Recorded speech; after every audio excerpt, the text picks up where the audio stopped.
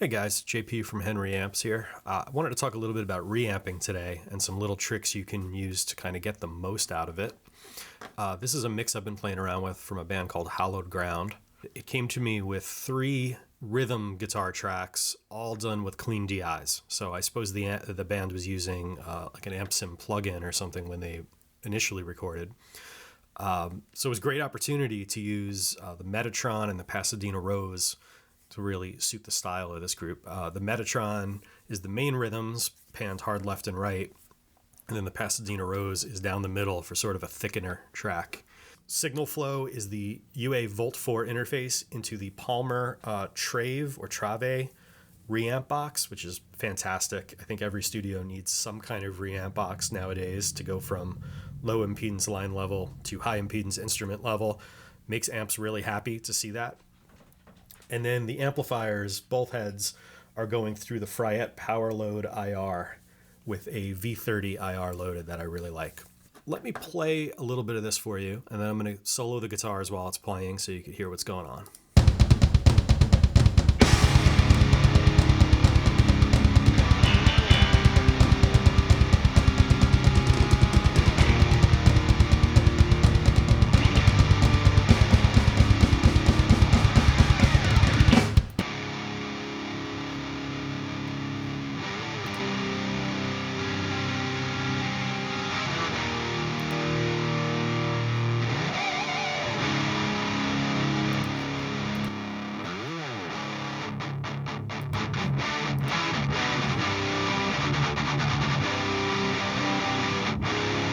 Let me play you the original DI by itself for a second.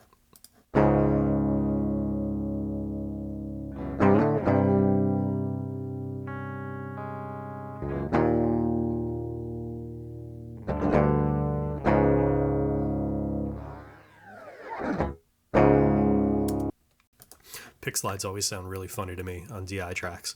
I mean, all DI tracks kind of sound a little janky unless you're Nile Rodgers or somebody like that. Yeah, initially I reamped this through the Metatron. Let me play that for you without any processing.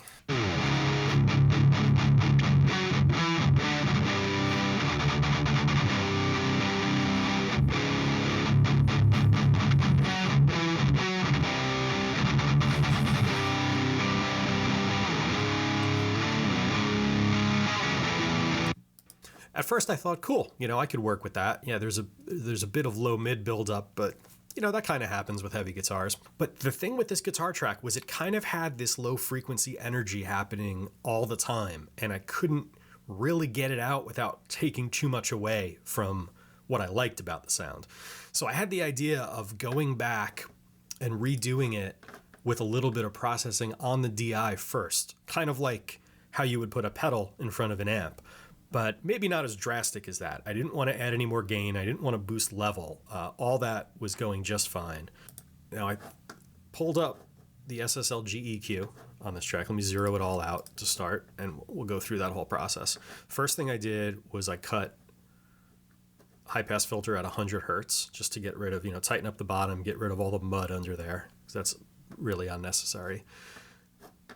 Then I knew the range. I figured it was somewhere between 200 and 300 hertz. So to find that out, I do a very extreme boost, a pretty narrow Q, and I'm going to play the track. And as I play it, I'm going to sweep the frequency and listen for anything offensive. And we'll see what happens.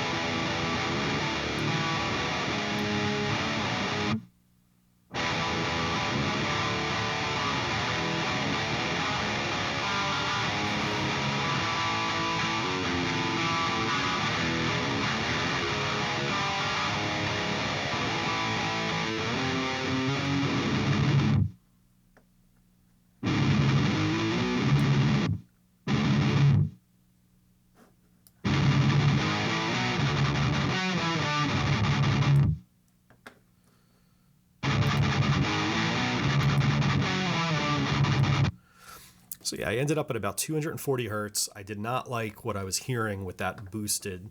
So that's the spot I cut about 4 dB of. Now, what I did like when we were scrolling through the frequency range was around 800 hertz.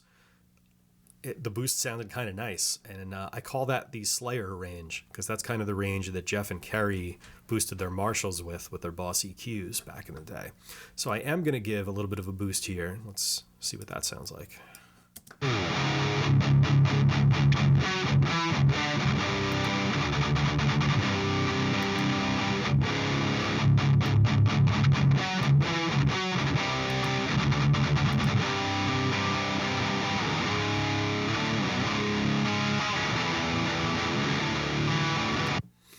think that's a much nicer sounding track.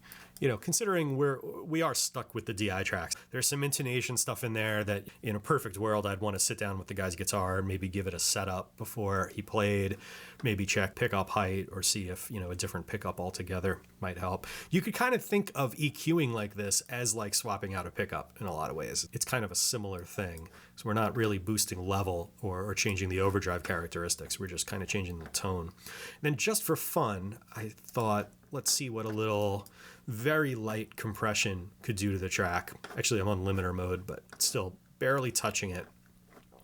And I always like the LA3A on guitars. I'm not a big fan of compressing heavy guitars, but I thought maybe if I play around with the dynamics on the DI, it might enhance things. So let's give that a listen.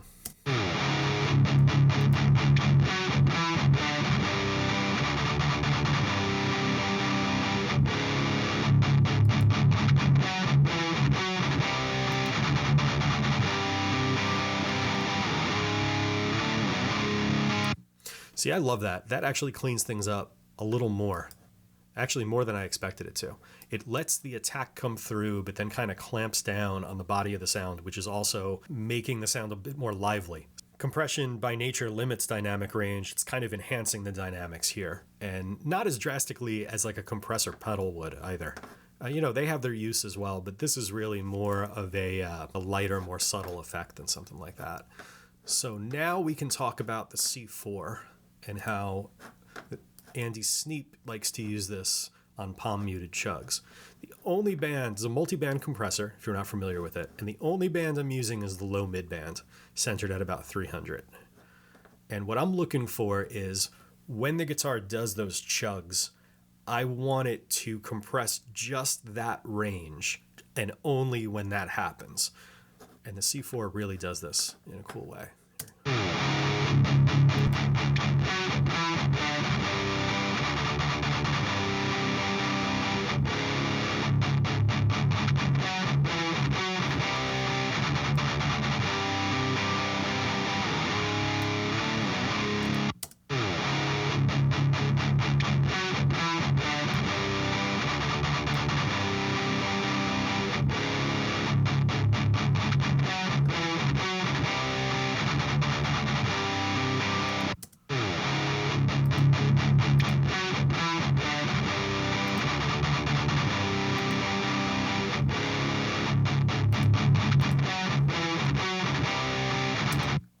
Barely touching anything else.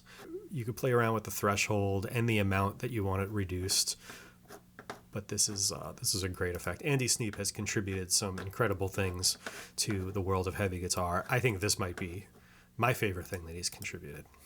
Now let's try the Pasadena track. I'm gonna bypass that for now, and we're gonna listen to that.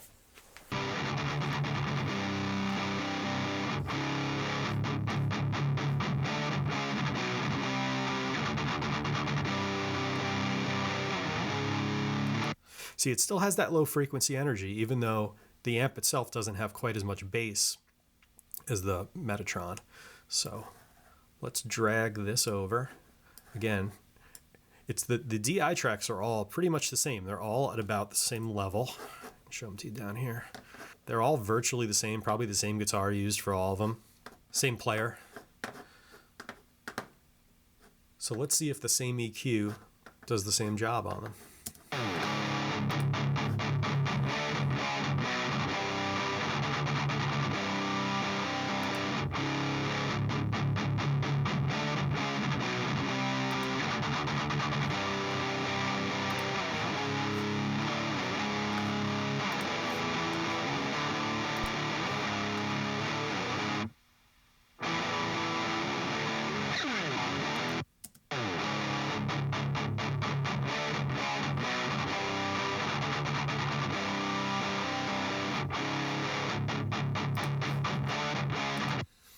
See, it's not hitting the C4 quite as hard, but that's fine. I'm still going to leave it on there to help a little bit.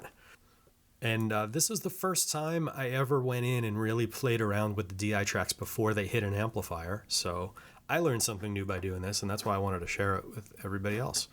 I'm going to play the track now from top to bottom. It's only about 2.5 minutes long.